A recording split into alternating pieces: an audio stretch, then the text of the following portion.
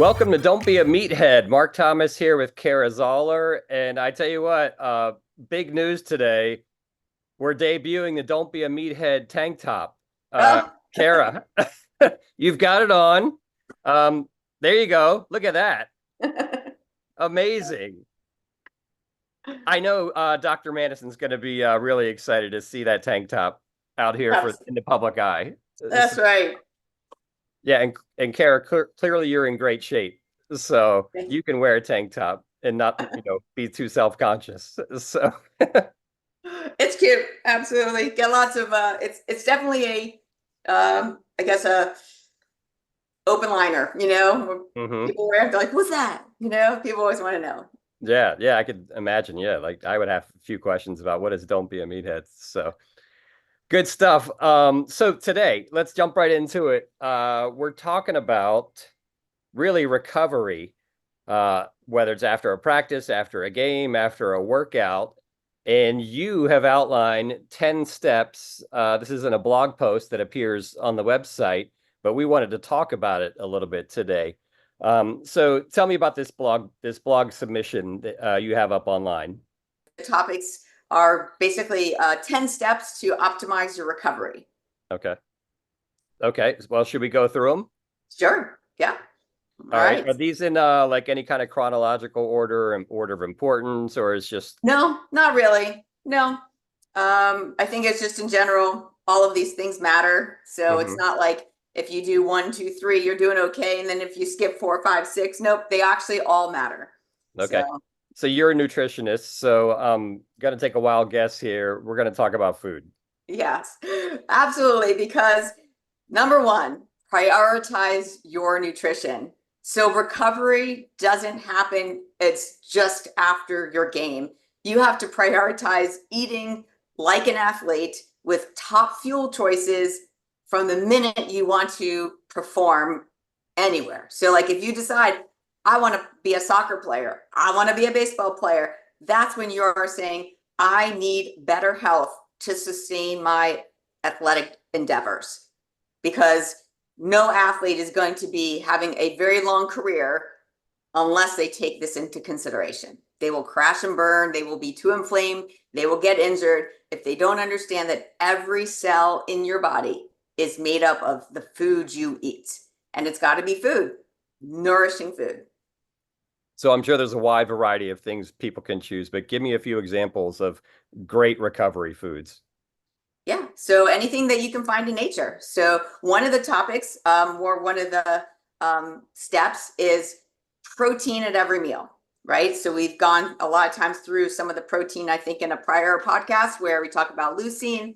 So leucine-rich protein foods found in a lot of animal protein. So prioritize your protein and your nutrition at the same time means that every time you go to eat, whether it's before, after, on an off day, it doesn't matter. Whenever you eat, there should be a protein on your plate and there should be real whole foods alongside, because anything outside of that is causing inflammation. So I have a nice little saying on the back that says, every time you eat, you are either feeding disease or fighting it. And that you can just substitute right there with, you're feeding your recovery or you're fighting it, as in you're not getting it, right? You're not going to get optimized recovery unless you use food as fuel, right? That is the fuel for the cells, for your body ability to make ATP, your energy source, your mitochondria.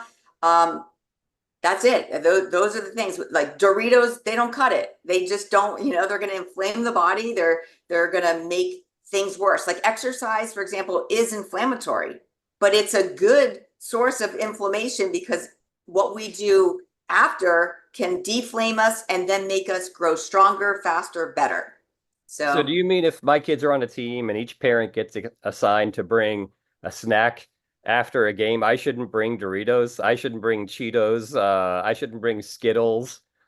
Those aren't going to help my kids recover. no, it's awful. I mean, the things that, like, I was the parent that brought the bag of mandarin oranges, the grapes, and you know what? These kids didn't say, "Oh, where are the Doritos?" Not one child complained when there was real whole food available. And that is just testimonial that if you provide the food that your kid needs, they will eat it.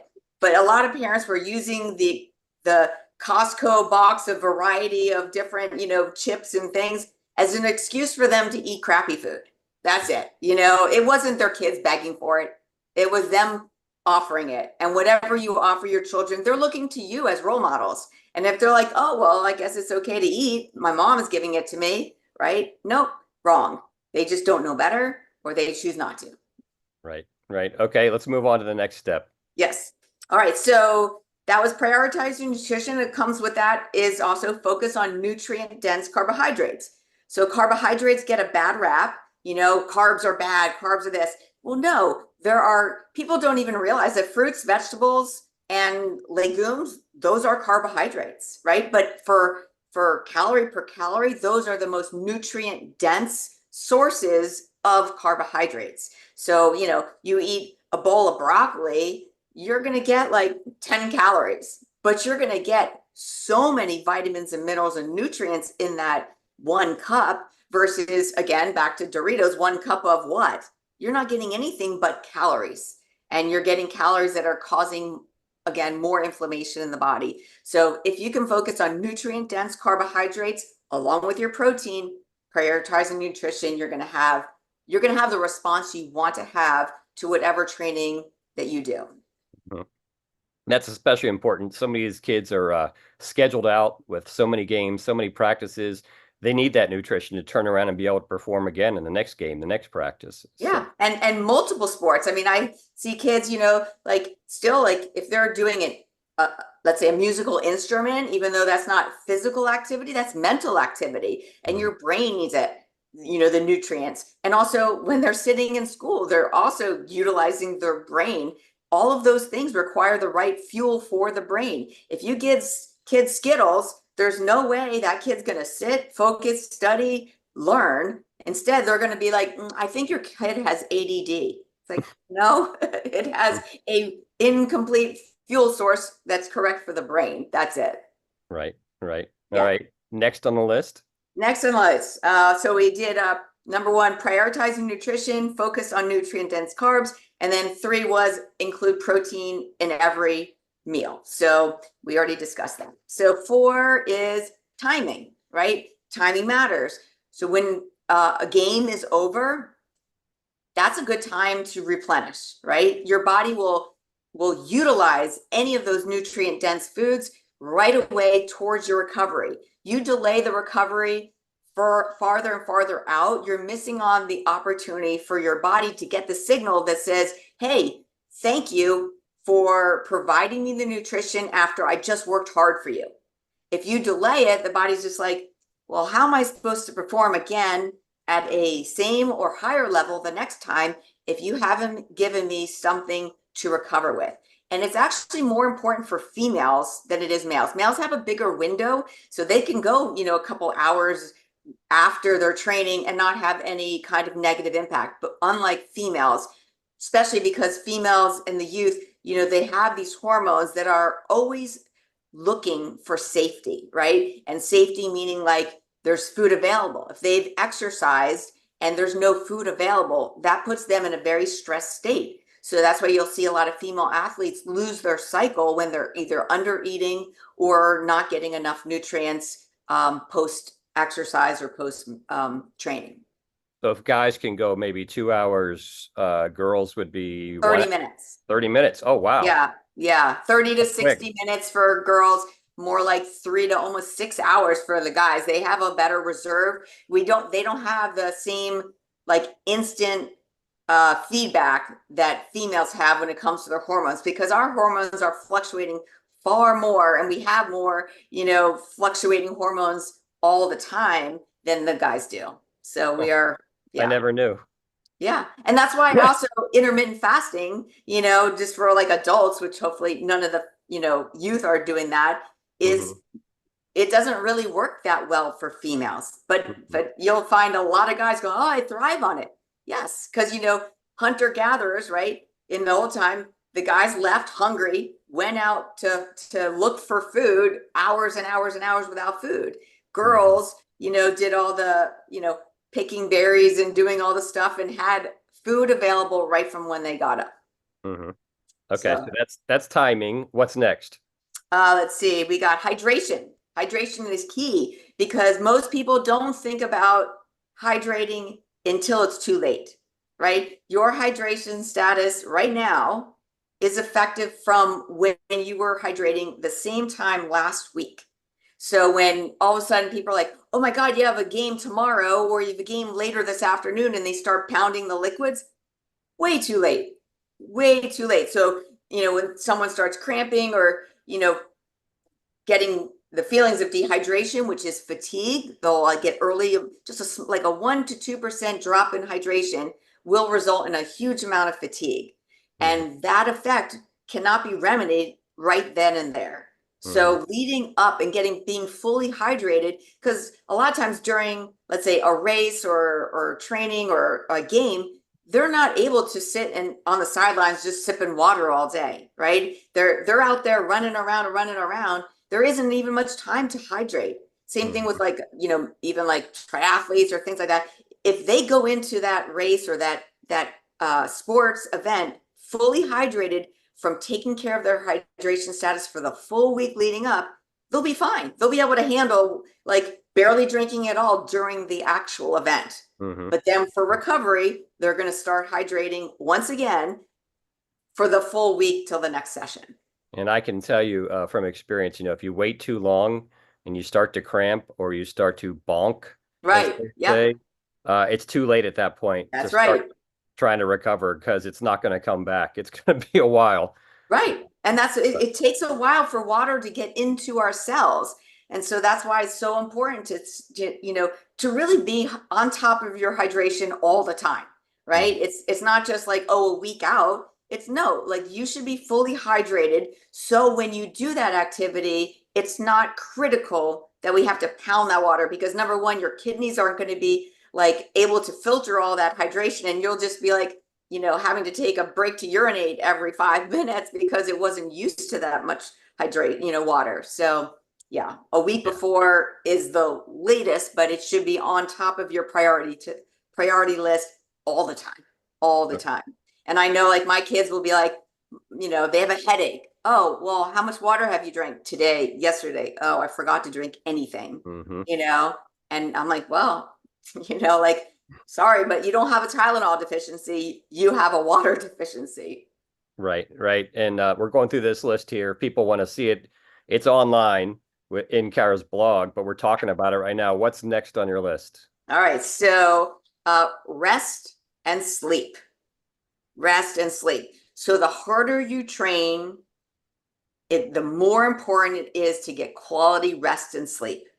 And too many teens are up late on their phones, on their devices, and they're not prioritizing their sleep. And that is where the body restores, recovers everything. Mhm. So we're missing out on the ability for the body to fully regenerate. So like, someone could exercise, barely get enough sleep, exercise, barely enough sleep, and it's a downward slope.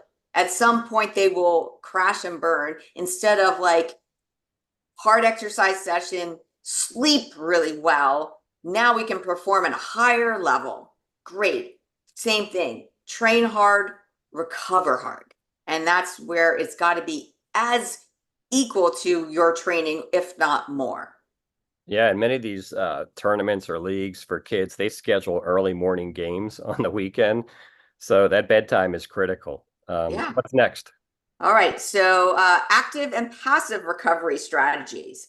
So what you do in between, for example, if you're training hard, you're utilizing all those muscles, and now it's time to stretch them, mobility work, functional work, do things that make your body more able to do the job. So if you're out on the soccer field, you're using a lot of quads, glutes, and things like that. But over time, your body's getting tighter and tighter and tighter, and the risk of injury is going up higher and higher. So balancing things like yoga and stretching is super, super important. So those are the active things that you can do.